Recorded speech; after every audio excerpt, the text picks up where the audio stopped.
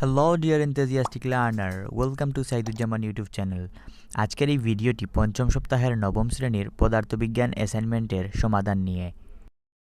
প্রশ্নটি পড়ার আগে শিরোনাম কী হবে তা জেনে নেই। তোমাদের পদার্থবিজ্ঞানের শিরোনাম হবে পদার্থের অবস্থা ও চাপ। এবার তোমাদের মূল প্রশ্নের দিকে লক্ষ্য করো।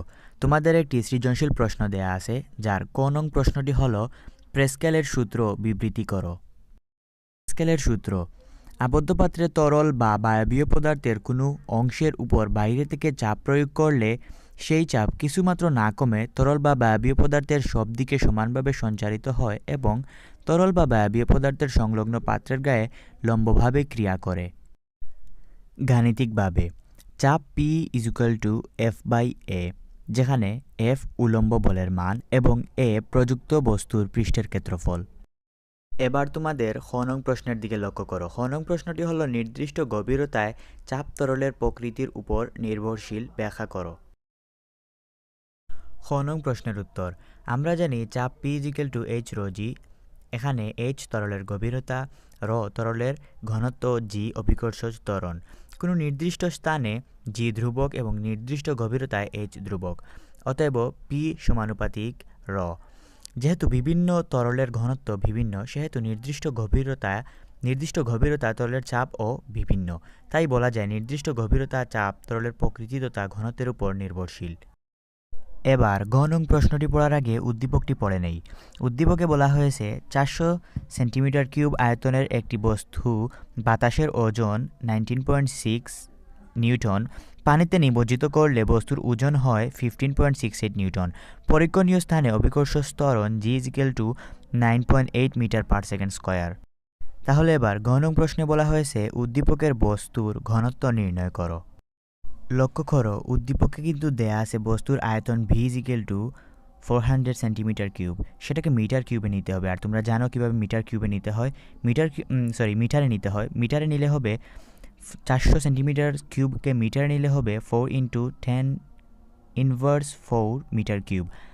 বাতাসে বস্তুর ওজন W = 19.6 নিউটন, অভিকর্ষজ ত্বরণ g = 9.8 মিটার/সেকেন্ড স্কয়ার। তাহলে এবার মনে করি বস্তুর ভর m এবং বস্তুর ঘনত্ব ρ। এবার লক্ষ্য করো, আমরা জানি W = mg। সেখান থেকে আমরা m অর্থাৎ ভরের মান নির্ণয় করব। W এবং g এর মান বসানোর পর m এর মান বের হবে 2 kg। এখন আমরা m এর মান পেয়ে গেলাম, আর v এর মান তো আগেই ছিল। তাহলে আমরা জানি ঘনত্ব ρ = m/v। m এর মান এবং v এর মান বসানোর পর ঘনত্ব ρ এর মান বের হবে 5000 কেজি মিটার/কিউব। তাহলে এবার ঘ নং প্রশ্নের দিকে লক্ষ্য করি। ঘ নং প্রশ্নটি হলো উদ্দীপকের তত্ত্বটি আর্কিমিডিসের নীতিকে সমর্থন করে কিনা গাণিতিক বিশ্লেষণ সহ মতামত দাও। ঘ নং প্রশ্নের উত্তর: দেয়া আছে বস্তুর আয়তন v = 400 সেন্টিমিটার কিউব, যাকে মিটারে নিলে হয় 4 × 10⁻⁴ মিটার কিউব। বাতাসে বস্তুর ওজন W = 19.6 নিউটন, পানিতে বস্তুর ওজন এখানে W1 হবে। পানিতে বস্তুর ওজন W1 = 15.68 নিউটন, অভিকর্ষজ ত্বরণ g = 9.8 মিটার/সেকেন্ড স্কয়ার। আর আমরা সবাই জানি যে পানির ঘনত্ব ρ = 1000 কেজি মিটার/কিউব।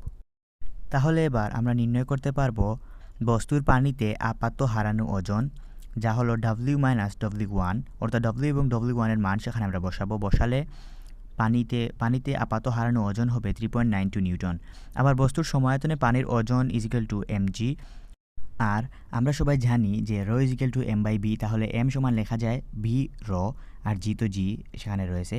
মানগুলো বসানোর পর বস্তু সম আয়তনের পানির ওজন দাঁড়াবে 3.92 নিউটন। যেহেতু আর্কিমিডিসের সূত্র মতে আমরা জানি কোনো বস্তু তরলে নিমজ্জিত করলে সেটি যে পরিমাণ তরল অপসারণ করে সেইটুকু তরলের সমান ওজন বস্তুটির ওজন থেকে কমে যায়। আর উদ্দীপকের তত্ত্বের ক্ষেত্রেও তাই দেখা যায় যে W = W1। সুতরাং বলা যায় যে উদ্দীপকের তত্ত্বটি আর্কিমিডিসের নীতি অনুসরণ করে বা সমর্থন করে।